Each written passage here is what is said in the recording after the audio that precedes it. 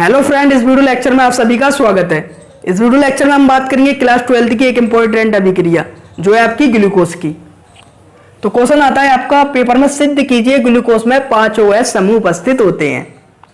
तो ग्लूकोज की अभिक्रिया है आपकी और क्वेश्चन क्या आता है, सिद्ध कीजिए ग्लूकोज में 5 OH समूह उपस्थित होते हैं। जो आपका 5 नंबर से कम में क्वेश्चन नहीं आता है, 5 नंबर से कम में आएगा, अधिकतम 5 नंबर का आ जाता है। तो सिद्ध कीजिए ग्लूकोज में 5 OH समूह उपस्थित होते हैं। इस अभिक्रिया को हम 3 अभिक्रिया द्वारा कर सकते हैं, यानी ग्लूकोज में 5 OH समूह की उपस्थिति हम 3 अभिक्रिया द्वारा दर्शा सकते हैं, जिनमें से आप कोई सी भी कर सकते हैं। तो पहली करवाता हूं मैं ग्लूकोज का। पहले हमें संरचना सूत्र याद होना चाहिए। तो CHO सिंगल बॉन्ड, CHOH का होल 4 सिंगल बॉन्ड, CH2OH, ये आपका होता है बेटा ग्लूकोज। ये क्या होता है आपका ग्लूकोज। तो ग्लूकोज का ये क्या है, संरचना सूत्र है, ये आपको याद होना चाहिए। CHOH का होल 4 और CH2OH के होता है ये ग्लूकोज का संरचना सूत्र। अब तुम क्या हो सर, हमें तो ये याद है C6H12O6, इसे कहते हैं हम अणु सूत्र। क्या कहते हैं, अणु सूत्र, यानी ये ग्लूकोज का अणु सूत्र है। लेकिन जो संरचना सूत्र है वो क्या है, ये रिएक्शन में ये काम करता है। ये क्या है, ग्लूकोज का संरचना सूत्र, और ये क्या है, अणु सूत्र। तो ग्लूकोज की अभिक्रिया पहले हम करवा रहे हैं PCl5 से। किससे करवा रहे हैं, PCl5 से। जब ग्लूकोज की अभिक्रिया PCl5 से करवाते हैं तो क्लोरीन परमाणु OH को क्या कर देता है, हटा देता है, जिससे कि सिद्ध होता है ग्लूकोज में 5 OH समूह उपस्थित होते हैं। अब ग्लूकोज में 5 OH कहां पर लगे हैं ये देख लें। तो 4 OH ये हैं, ये 4 नंबर है, तो अंदर इसके कितने हैं, 4। तो 4 OH ये हैं और एक ये, तो 5 OH आपके हो गए। लेकिन ये OH नहीं होता, इसको हम कहते हैं एल्डिहाइड समूह। ये क्या है आपका, एल्डिहाइड समूह। ये होता है हमारा एल्डिहाइड समूह, और ये होता है आपका हाइड्रोक्सी समूह। हाइड्रोक्सी समूह। तो ग्लूकोज की अभिक्रिया किससे करवाएं, PCl5 से। PCl5 का नाम होता है फास्फोरस, पेंटा क्लोराइड। तो ये आपका एल्डिहाइड समूह होता है। ये क्या होता है, हाइड्रोक्सी समूह। सिद्ध कीजिए ग्लूकोज में 5 OH समूह उपस्थित होते हैं। तो PCl5 का जो क्लोरीन परमाणु होता है वो OH पर क्या करता है, अटैक करता है, 5 को हटा देता है। तो 4 OH ये, एक ये कितने हो गए, 5 हो गए। तो इसकी अभिक्रिया हो रही है PCl5 से। तो जो कंपाउंड बनता है, हमारा मेन प्रोडक्ट बनता है, वो क्या बनता है वो देखिए। तो इससे अभिक्रिया करके CHO single bond, CH single bond, CH2। तो मैंने क्या करा है, जहां जहां आपके OH समूह थे उनको हटा दिया है। 4 यहां थे, एक ये थे, वहां पर जाके आपके क्या लग जाएंगे, Cl। एक यहां लग गया और एक यहां लग गया। यहां कितने थे, होल 4, और यहां कितना था, होल 4। यहां कुछ नहीं था आपका, OH हटाए के लग गया Cl। तो क्या बन गया आपका CHO, CH, Cl का होल 4, CH2, Cl। तो क्लोरीन परमाणु ने कैसा हटा दिया, OH परमाणु को हटा दिया। अब बात करते हैं बैलेंस की। हम PCl5 में कितने अणु लें, जितने OH समूह होते हैं उतने PCl5 के अणु लेते हैं। तो यहाँ लेंगे हम 5। तो इसका नाम होता है आपका पेंटा। पेंटा क्यों लगाया है, Cl कितने हैं आपके, 5 हैं, 4 और 1 5। 5 के लिए लगाते हैं पेंटा। 5 के लिए क्या लगाते हैं हम, कोई चीज हो 5 के लिए लगाते हैं पेंटा। अगर 4 होते यही Cl तो हम लगाते टेट्रा, और अगर 3 होती वही तो हम लगाते ट्राई, और अगर वही 2 चीजें होती कोई तो उसके लिए हम लगाते हैं डाई। तो वहां पर आपके 5 Cl थे, तो इसलिए हमने क्या लगाया, पेंटा। तो पेंटा। अब Cl है, Cl का नाम क्या होता है, क्लोरो। तो पेंटा क्लोरो, और इसके स्ट्रक्चर का नाम क्या है, ग्लूकोज। तो आपका क्या बनता है, पेंटा क्लोरो ग्लूकोज बनता है। अब यहां से क्या हटे थे, 5 OH हटे थे, 4 यहां के हटे थे, 1 यहां का हटा था। तो यहां से 5 Cl और आते हैं तो क्या निकल जाता है आपका, 5 HCl निकल जाता है। 5 H और 5 Cl ये दे देता है, 5 HCl निकल जाता है। तो यहां पर कितनी क्लोरीन की कमी हो गई, 10 की। 5 ही आ गए, 5 ही आ गए। उसकी पूर्ति कौन कर देता है, ऑक्सीजन प्लस POCl3, और क्या बन जाता है आपका, phosphorus oxy chloride, phosphorus oxy chloride. Oxy किसके लिए लगाया, ओ के लिए, तो फॉस्फोरस ऑक्सी, Cl को कहते हैं क्लोराइड, तो क्या बन गया आपका फॉस्फोरस ऑक्सी क्लोराइड। तो जब ग्लूकोज फॉस्फोरस पेंटाक्लोराइड से अभिक्रिया करता है तो क्या बनाता है आपका पेंटाक्लोरोग्लूकोज बनाता है, जिससे किस बात सिद्ध होती है कि ग्लूकोज में 5 OH समूह होते हैं। इस अभिक्रिया से किस बात की पुष्टि होती है कि ग्लूकोज में 5 OH समूह उपस्थित होते हैं, क्योंकि क्लोरीन परमाणु 5 OH समूह को हटा देता है और उसकी स्थान को कौन ले लेता है, खुद ले लेता है। तो पेंटाक्लोरोग्लूकोज बनता है और फॉस्फोरस ऑक्सी क्लोराइड बनता है और 5HCl निकल जाता है। तो मेन प्रोडक्ट क्या है आपका पेंटाक्लोरोग्लूकोज। अब हम Cl को चेक कर लेते हैं। तो Cl कितने थे, 25, 5 यहाँ आ गए और 5 यहाँ गए, 10 हो गए, लेकिन यहाँ कितने 25। तो आप देख रहे हैं 5 के यहाँ पी के अणु में 5 आगे लगा दिए इसके जो थे 5, तो 3 पंजे 15, 15 और 5 20 और 5 25, ये अभिक्रिया की हो गई, बैलेंस हो गई।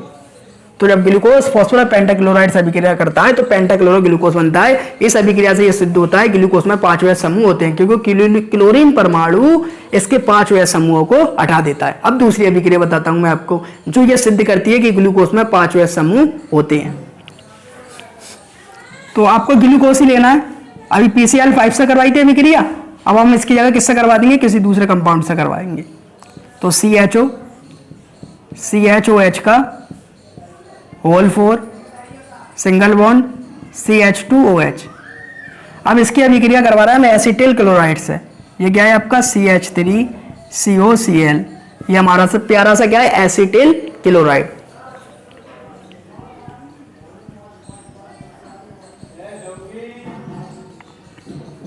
Acetyl chloride. तो अभी ग्लूकोज की फॉस्फोरस पेंटाक्लोराइड से अभिक्रिया कराई थी, अब ग्लूकोज की किससे कराएंगे, एसिटिल क्लोराइड से। ये आपका ग्लूकोज ही है। तो मैंने अभी आपको ऊपर की बात बताई थी, आपको मैंने ऊपर एक बात बताई थी, वो ये बताई थी कि जितने आपके OH समूह होते हैं उतने हम जो आगे जिस कंपाउंड से अभिक्रिया करवाते हैं उतने उसके अणु लेना पड़ते हैं। तो 5 PCl5 लिए थे तो 5 CH3COCl लेना पड़ेंगे। एरो CHO को उतार दीजिए ऐसी ऐसी, CHO सिंगल बॉन्ड CH, ठीक है CH। अब CH2, तो यहाँ पर जी इसको पढ़ते हैं हम एसिटिल और आगे वाले को क्या पढ़ते हैं, क्लोराइड। तो ऐसे दोनों मिला के क्या हो जाता है, एसिटिल क्लोराइड। तो जो आपका एसिटिल होता है पीछे वाला, वो यहाँ के H को, आयोडीन को हटा देता है, OH को नहीं हटाता। किसको हटाता है, केवल H को, लेकिन अटैक तो कर रहा है OH पे, जिससे कि सिद्ध होता है कि ग्लूकोज में 5 OH समूह उपस्थित होते हैं। तो यहाँ के चार यहाँ के और एक यहाँ के 5 H हटा देता है, वो रह जाता है, ये वो रह गया। तो इसके 5 अणु हैं CH3CO के, 4 यहाँ के हटा देगा और एक यहाँ तक के हटा देगा, तो बराबर हो जाएंगे। तो CO पहले लिख देना है आपको और फिर क्या लिख देना है, CH3 होल 4, 5 अणु थे, 4 यहाँ यूज़ हो गए H को हटाने के लिए।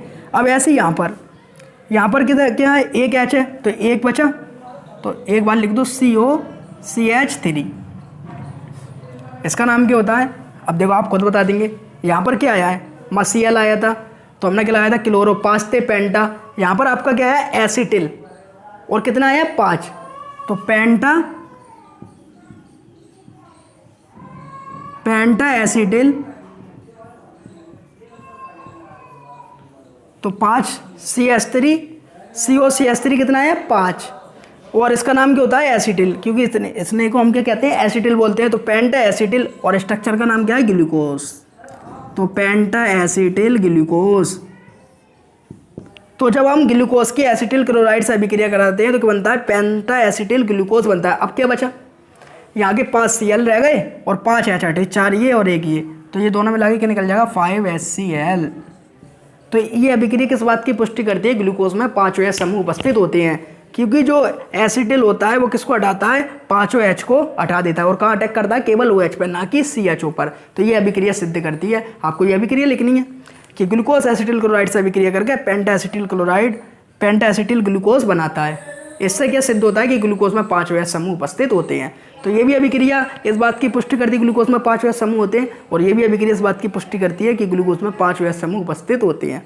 तो ये दोनों ही अभिक्रिया क्या सिद्ध करती हैं, ग्लूकोज में 5 OH समूह उपस्थित होते हैं। इन दोनों में से आप कोई सी भी कर सकते हैं। अब लास्ट रिएक्शन मैंने कहा था 3 अभिक्रियाएं बताती हैं, इन 2 का आप स्क्रीनशॉट ले लें, फिर तीसरी बताता हूँ। हम ग्लूकोज की तीसरी अभिक्रिया की बात करते हैं। पहले ही हमने अभिक्रिया जो करवाई वो किससे करवाई, PCl5 से, फिर एसिटिल क्लोराइड से। अब करवाएंगे हम एसिटिक एनहाइड्राइड से। तो CH3CO का होल ट्वाइस O, ये होता है आपका एसिटिक एनहाइड्राइड। तो ये सेम अभिक्रिया है। अगर एसिटिल क्लोराइड की आपको आती है तो एसिटिक एनहाइड्राइड की भी आपको आ जाएगी। तो एसिटिक एनहाइड्राइड ये होता है आपका एसिटिक एनहाइड्राइड। तो ग्लूकोज की हम एसिटिक एनहाइड्राइड से अभिक्रिया करवाते हैं। तो एक तो हमने सिंपल एसिटिक एनहाइड्राइड और थोड़ा अच्छा सा पढ़ा एसिटिक एनहाइड्राइड। तो जब हम ग्लूकोज की एसिटिक एनहाइड्राइड से क्या करवाते हैं, अभिक्रिया करवाते हैं, तो वही CHO। तो मैंने आपको बताया था जितने आपके ग्लूकोज में OH समूह होते हैं तो कितने हैं, 5, उतने ही हम उस कंपाउंड के अणु लेते हैं। तो इसके भी कितने लेंगे, 5। तो CHO सिंगल बॉन्ड CHO, तो ये भी क्या करता है, H को हटाता है यहाँ के 4 को और एक यहाँ का, और CH2O।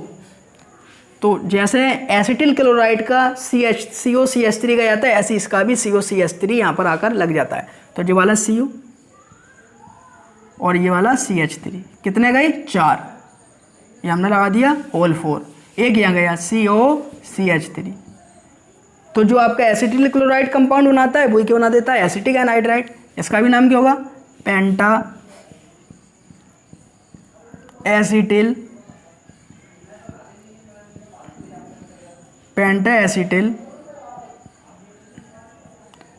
Acetyl glucose.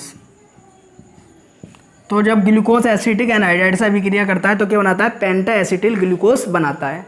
अब इसके अणु 10 थे, 2 आगे लगाए, होल ट्वाइस 2 पंजे 10, 4 यहाँ यूज़ कर लिए, 1 यहाँ यूज़ कर लिए, कितने बचे, 5। तो 5 यहाँ लिख दिए हमने, 5 कितने, CH3CO। तो 5 CH3CO बचे और 5 हम यहाँ यूज़ कर चुके हैं। इस O का अभी तक यूज़ नहीं कर रहा, ये O भी कितने हैं, 5। तो 5 आगे लगाए तो ये O लिख दिया। इसका मतलब क्या होगा, O भी कितने हो गए, 5। लेकिन आपके हाइड्रोजन रह गए थे, 4 यहाँ से हटाते, 1 यहाँ से हटा, कितने हो गए, 5 हाइड्रोजन ये लग गए आपके आगे, क्योंकि इसके आगे 5 लगाए तो 5 हाइड्रोजन। ये क्या बन गया आपका, एसिटिक अम्ल। ये क्या बन गया आपका, एसिटिक अम्ल।